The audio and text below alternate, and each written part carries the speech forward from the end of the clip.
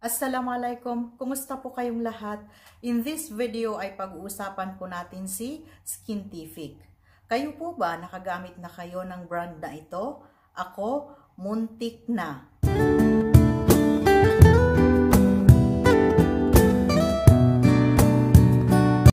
Sadly, ang daming dumadaan na mga videos sa FYP ko sa TikTok na i-boycott daw ang product na ito or ang brand na ito. And I was like, what?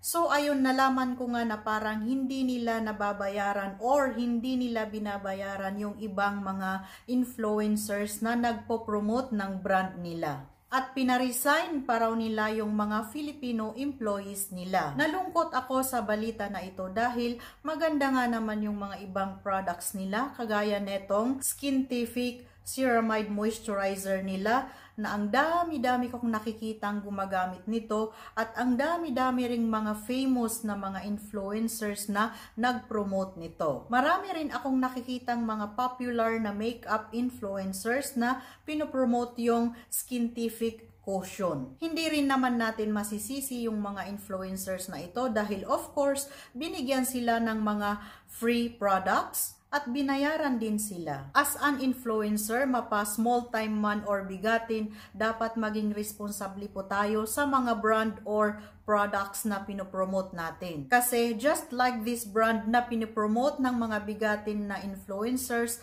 na ngayon ay kinakancel na. Isa rin itong Skintific na na-flag as false marketed product at nashock ako dahil this is a Chinese brand na sumikat sa Indonesia. So maglagay po ako ng ibang TikTok links dyan sa description box sa baba para mapanood po ninyo yung dahilan kung bakit yung iba ay sinasabing kailangang i-boycott ang Skintific. So mga kapatid, if you wanna switch to other brand or kung naghahanap kayo ng ipapalit ninyo sa Skintific na moisturizer, I recommend Lux Organics Cica Rescue Moisturizer na may niacinamide, ceramide complex, Centella asiatica at propolis extract. Walang alcohol at walang fragrance kaya hindi ito irritating sa ating skin. Eto, order pa lang ako nito sa Shopwise Kuwait. Mga kapatid, ano po ang masasabi ninyo sa pag-boycott sa Skintific? I would be glad to read your comments.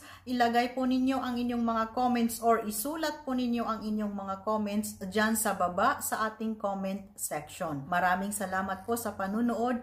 Yung hindi pa po nakaka-subscribe sa inyo dito sa aking channel, please subscribe simply by clicking that red subscribe button at huwag pong kalimutang pindutin yung bell icon na yan para ma-notified po kayo tuwing meron akong bagong videos. Magkita-kita po ulit tayo sa mga susunod ko pa pong mga videos.